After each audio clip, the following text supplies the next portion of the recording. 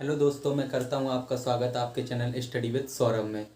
तो आज हमारा ये पार्ट नंबर 4 है, संघ का भाग जो 5 है, जो हमारी सीरीज चल रही है संविधान की। इसमें हम 123 तक आर्टिकल कंप्लीट कर चुके हैं और 124 से हम इसमें स्टार्ट करते हैं। 124 में दिया गया है सर्वोच्च न्यायालय। सर्वोच्च न्यायालय यानी सुप्रीम कोर्ट। सुप्रीम कोर्ट की चर्चा किसमें की गई है? 124 में। सुप्रीम कोर्ट में अभी फ़िलहाल 31 प्लस 1 यानी 32 जज हैं। 31 जज और एक चीफ जस्टिस ऑफ इंडिया, यानी टोटल 32। ये नंबरिंग पे आप गौर नहीं कीजिएगा क्योंकि नंबरिंग बहुत जल्दी चेंज होती रहती है। तो ये जब भी आप एग्ज़ाम में जाएं तो ये एक बार ज़रूर चेक करके जाएं ऑफिशियल साइट पे। कहीं 34 तो कहीं 32, कहीं 33 भी देखने को मिलता है। तो और इनकी जो नियुक्ति होती है वो कॉलेजियम के माध्यम से राष्ट्रपति करते हैं। तो कॉलेजियम क्या होता है? जजों जो 5, इन्हीं में से 5 जज जो चुन लिए जाते हैं, उन्हें ही 5 जजों की संयुक्त बैठक को कॉलेजियम कहते हैं, जो सिफारिश करते हैं राष्ट्रपति को कि ये जज बनने लायक है। और जज बनने की योग्यता क्या होती है कि हाई कोर्ट में 5 साल जज या 10 साल वकील। 10 साल वकील रहा हो या 5 साल जज रहा हो, तो वो ये योग्यता होनी चाहिए। और प्लस राष्ट्रपति की नज़र में वो अच्छा होना चाहिए, तब उसकी सिफारिश कॉलेजियम के माध्यम से राष्ट्रपति को की जाती है, जो उनकी नियुक्ति करते हैं राष्ट्रपति। और 125 जो दिया गया है जजों का वेतन। जजों का वेतन चीफ जस्टिस ऑफ इंडिया का क्या होता है? 280 यानी 2.8 लाख। और अदर का होता है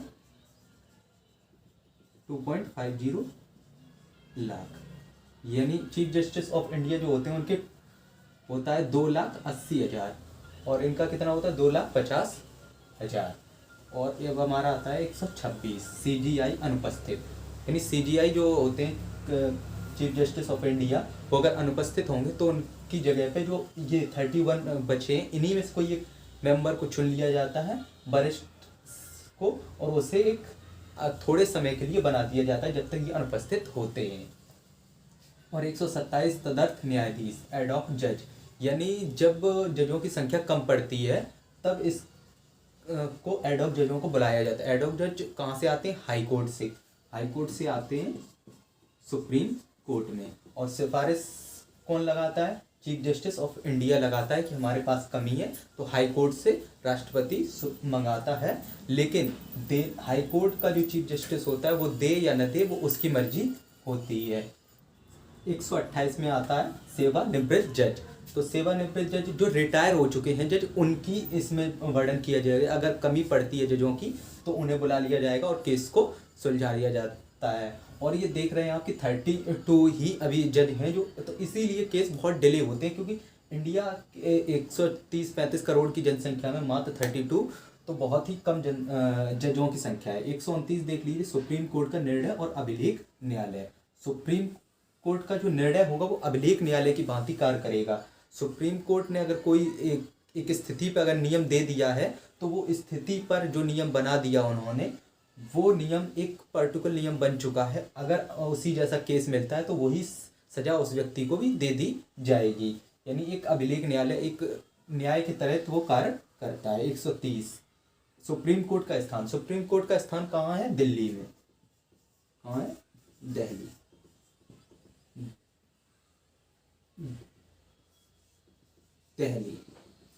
दिल्ली में है सुप्रीम कोर्ट का स्थान, लेकिन इसकी खंडपीठ भी बनाई जा सकती है। अगर जैसे पूर्वोत्तर हिस्से में बनाना चाहें, असम या कोलकाता एरिया में, या दक्षिण में बनाना चाहें, जो दूर आने में दिक्कत होती है, उनके लिए खंडपीठ का भी नियम रखा गया है। लेकिन ये अभी स्थान इसका केवल दिल्ली में ही है। 131 सुप्रीम कोर्ट की प्रारंभिक मूल अधिकारिता। यानी सुप्रीम कोर्ट की अधिकारिता किन किन विषयों पर है?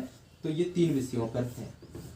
जब केंद्र प्लस राज्य का विवाद हो, या राज्य प्लस राज्य का विवाद हो, या एक तरफ केंद्र और दूसरी तरफ राज्य प्लस राज्य का कोई विवाद हो, यानी केंद्र और राज्य का विवाद हो, राज्य और राज्य का विवाद हो, केंद्र और प्लस राज्य और तमाम राज्य हो, मतलब 2-3 कम से कम 2 तो राज्य हों ही, तो उस स्थिति में भी सुप्रीम कोर्ट को यह अधिकार है कि वो ये निर्णय खुद अपने नियम लेगा, क्योंकि हाई कोर्ट में ये केस नहीं लड़े जा सकते हैं। अब आ रहा है 132, हाई कोर्ट से सुप्रीम कोर्ट में अपील की अधिकारता। ये लाइन जो है वो इन सभी के लिए लागू होती है। ये आप एक ही में समझ लीजिए कि हाई कोर्ट से सुप्रीम कोर्ट में अपील करने का आपको अधिकार दिया गया। अगर आपको लगता है कि हाई कोर्ट में हमें अच्छा नहीं मिला है न्याय, तो आप सुप्रीम कोर्ट में भी जा सकते हैं। और सुप्रीम कोर्ट को आप ऐसे समझिए, सुप्रीम कोर्ट और संसद ये दो वो पहलू हैं जो देश को चला रहे हैं।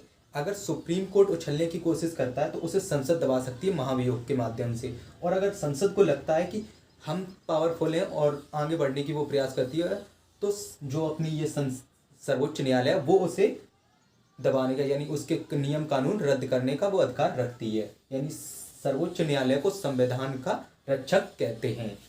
आई होप ये आपको समझ में आ गया होगा। तो आप इसका स्क्रीनशॉट ले लीजिए और इसके नेक्स्ट स्लाइड में हम इसको आगे कवर करते हैं। इसका स्क्रीनशॉट आप ले लीजिए। तो दोस्तों ये हमारी स्लाइड तैयार हो चुकी है। तो इससे पहले हम 135 तक देख चुके हैं, तो आगे देखते हैं 136, अपील के लिए विशेष इजाजत। जो आप हाई कोर्ट से सुप्रीम कोर्ट में उससे पहले कर रहे थे अपील, उसी में बताया अपील के लिए विशेष इजाजत चाहिए। कहाँ से चाहिए? सुप्रीम कोर्ट से। ये सुप्रीम कोर्ट इजाजत देता है। उसमें ऐसा नहीं कि आप किसी भी केस को ले जाइए और बस इजाज़त मिल जाएगी, कि उन्हें पहले वो चेक करते हैं कि वो सुप्रीम कोर्ट के लायक भी है या नहीं है। ना आप कोई से भी छोटे मोटे केस को हाई कोर्ट में जैसे हार जाते हैं, आप प्रॉपर गलत सब सबूत होने के बाद, यानी आपने सीधा किसी को गोली मार दी, उसकी वीडियो फुटेज सब कुछ होने के बाद भी आप कह रहे हैं कि हमें सुप्रीम कोर्ट में जाना, हमें निर्णय सही नहीं मिला, तो वो सुप्रीम कोर्ट उसे रद्द कर देती है। वो देखती है ये मेरे लायक है या नहीं, तो उसकी इजाज़त आपको लेनी पड़ती है पहले। 137, न्यायिक पुनर्विलोकन। यानी पुनर्विलोकन मतलब अगर सुप्रीम कोर्ट को लगता है कोई निर्णय हमसे गलत दिया गया है, तो उसका पुनर्विलोकन भी कर सकती है। यानी जो एक अभिलेख था उसका पीछे जो हमने बताया था, उसको अगर उसे लगता है कि ये हम पे गलत दिख गया है निर्णय, तो उसको भी जाके वो चेंज कर सकते हैं। यानी वहाँ वो अभिलेख बना दिया कि हर निर्णय उसका एक अभिलेख होगा, यानी निर्णय जो ले दिया वो हर किसी पे लागू होगा। लेकिन अगर उसे लगता है कि वो हम पे गलत लिख गया है, तो यहाँ वो पुनर्विलोकन कर सकती है, उस निर्णय को बदल भी सकती है। 138, सुप्रीम कोर्ट की अधिकारिता की वृद्धि। सुप्रीम कोर्ट की वृद्धि की जा सकती है, मतलब उसके विस्तार को और बढ़ाया जा सकता है, जो संसद के हाथ में है उसकी बताई गई है वृद्धि। और 139, सुप्रीम कोर्ट की रीट। सुप्रीम कोर्ट रीट जारी करता है, 5 प्रकार की रीट जारी करता है, जो काफ़ी लंबा टॉपिक है, मैं उसे भी एक वीडियो उसकी ज़रूर बनाऊंगा। तो वो अनुच्छेद 139 के तहत अन्य मामलों पे करता है, लेकिन मूल अधिकार के लिए मैंने इससे पहले मूल अधिकार वाली वीडियो में बताया था कि वो 32 के तहत करता है। 140, सुप्रीम कोर्ट की शक्तियाँ बताई गई हैं। जो आपको अभी तक बताया जा रहा है वो प्रॉपर शक्तियाँ ही हैं, इसमें विशेष कुछ यही तथ्य लिखे गए लाइन बाई लाइन। अब 141 देखते हैं, सुप्रीम कोर्ट का निर्णय भारत के सभी न्यायालयों को मानना होगा। अगर सुप्रीम कोर्ट ने निर्णय ले दिया, तो फिर उस निर्णय को ये नहीं कि आप डिस्ट्रिक्ट कोर्ट में ले जाएं, हाई कोर्ट में ले जाएं, यानी कहीं भी ले जाएं, वो निर्णय आपको मानना ही पड़ेगा। कोई भी न्यायालय, कोई भी डिस्ट्रिक्ट कोर्ट या हाई कोर्ट ये नहीं कह सकता ये निर्णय गलत है।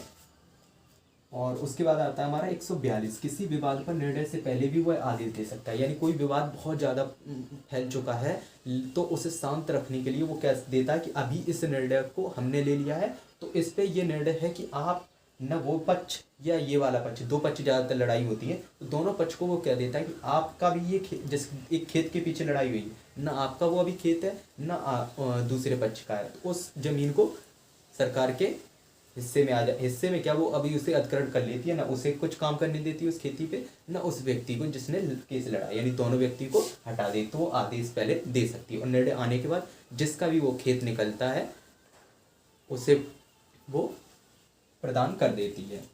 143, राष्ट्रपति सुप्रीम कोर्ट से सलाह मांग सकते हैं। राष्ट्रपति जो अपने होते हैं सुप्रीम कोर्ट से सलाह मांग सकते हैं, लेकिन सुप्रीम कोर्ट के चीफ जस्टिस से मांगते हैं, तो वो दे या न दे उसके ऊपर है, उस पर कोई पाबंदी नहीं लगाई गई है। 144, सिविल एवं न्यायिक प्राधिकरणों द्वारा सुप्रीम कोर्ट की सहायता में कार्य करना। तो इसमें क्या कहा गया है, सिविल एवं न्यायिक प्राधिकरणों सुप्रीम कोर्ट की में कार्य करना, तो वो सुप्रीम कोर्ट उसमें कार्य करती है, किसमें, सिविल और न्यायिक प्राधिकरण। जो छोटे डिस्ट्रिक्ट कोर्ट बनाए जाते हैं न्यायिक और सिविल, तो वो सुप्रीम कोर्ट की सहायता में कार्य करेंगे, ये कहा गया है।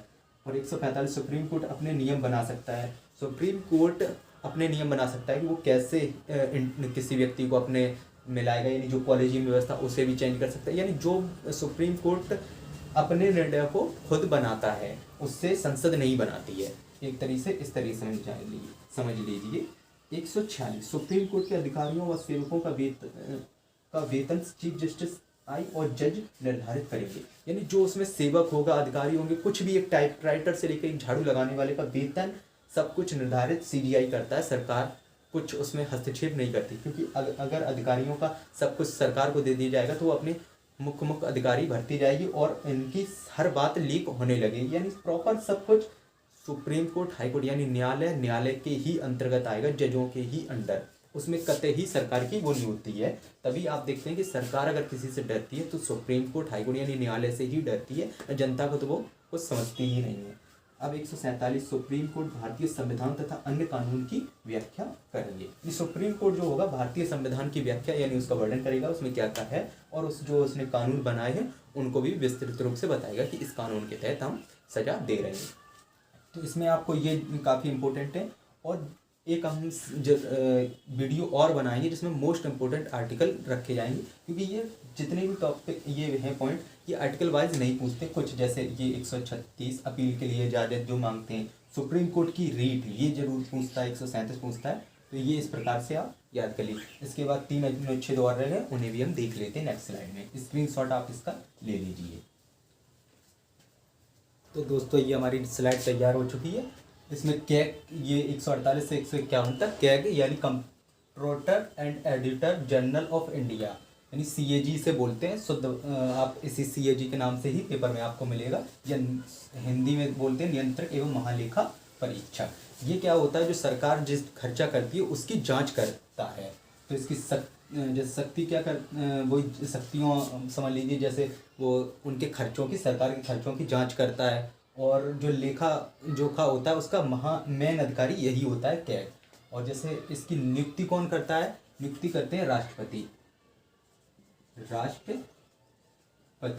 लेकिन ये सलाह किसकी लेते हैं, पीएम की सलाह लेते हैं। लेकिन इसे हटाया किस से जाता है, हटाना इस पे महाभियोग से, हटाना महाभियोग। वही जो राष्ट्रपति उपराष्ट्रपति की प्रक्रिया की जाती है उसी के तहत 1/4 से चालू कीजिए किसी भी सदन से, फिर 2/3 सदस्यों से उसी सदन में पास कीजिए, फिर नेक्स्ट उस अगले वाले सदन में भेजिए, वो भी अगर 2/3 से पास कर देता है तो इसे हटाया जा सकता है। और ये कब तक कार्य करते हैं, 65 वर्ष तक, 65 वर्ष 6 वर्ष, यानी 6 वर्ष तक कार्य करेंगे या 65 वर्ष उम्र होने तक कार्य करेंगे। कैग की शक्तियाँ बता चुके हैं कि ये लेखा जोखा का मेन अधिकारी होता है। और ये जांच किसकी करता है, जो सरकार खर्च करती है। अगर उसने कह दिया कि एयरपोर्ट बनाने पे हमें आधी ज़मीन इंडिया की बेचनी पड़ रही है, तो उसको जांच कौन करेगा, वही कोई तो होना चाहिए कि कैग करता है उसकी जांच। यानी खर्चों की जांच करने के लिए कैग होता है। और 65 वर्ष से 6 वर्ष की आयु तक ही, ये 65 वर्ष तक रहेगा या 6 वर्ष के लिए रहता है कैग। 150 हमारा आता है, कैग केंद्र तथा राज्य दोनों की लेखाओं की जांच करता है। केंद्र में जो खर्चा बजट आता है, प्राक्कलन में जो बताया जाता है ये खर्चा हमारा हो रहा है, वो खर्च करते हैं तो उसकी जांच करता है। यही जैसे राफेल घोटाला या जो और भी जो ऐसे घोटाले हुए हैं उन्हीं की जांच करके कैग ने बताया है कि इसमें इस तरीके से हुआ है। और राज्य और केंद्र और राज्य दोनों का ही ये करता है जांच। यानी ये मत सोचना कि राज्यों के लिए अलग से आता है कैग, यही जांच करता है जो एक होता है। 151 कैग जांच की रिपोर्ट किसको देता है, राष्ट्रपति को देता है। जो जांच उसने रिपोर्ट तैयार की है कि ये खर्चा जो हमें दिखाया गया है वो इस प्रकार से होना चाहिए, या एकदम सही है या गलत है, जो भी रिपोर्ट होगी वो राष्ट्रपति को देता है। नोट के रूप में लिख लीजिए, कैग की जो रिपोर्ट तैयार होकर आती है राष्ट्रपति को प्राप्त होती है, उस रिपोर्ट को लोक लेखा समिति जांच करती है। क्योंकि कैग किसकी सलाह पे आया है, पीएम की सलाह पे, तो बट भी सकता है किसकी, पीएम की, क्योंकि वही खर्चे कर रहा है। तो इसमें लोक लेखा समिति जांच करती है और इसका अध्यक्ष होता है विपक्ष का एक कोई सदस्य होता है और वो अध्यक्ष होता है। और जो लोक लेखा समिति है वो रिपोर्ट की जांच करती है। इस प्रकार से कि घोटाले वगैरह कम हो सके उसके लिए ये निर्णय लिया गया है। तो आई होप ये वीडियो आपको समझ में आ गई होगी। और ये हमारा पार्ट जो 4 था वो भी कंप्लीट हो गया और भाग संघ होंगे 5 कंप्लीट होता है और इसके बाद अब संघ 6 से हम स्टार्ट करेंगे। तो हम वीडियो को लाइक कीजिए, शेयर कीजिए और चैनल को सब्सक्राइब कीजिए। और अगर इसमें आपको दिक्कत कहीं आ रही हो कोई पॉइंट में समझने में तो उसमें कमेंट कीजिए। Thanks for watching.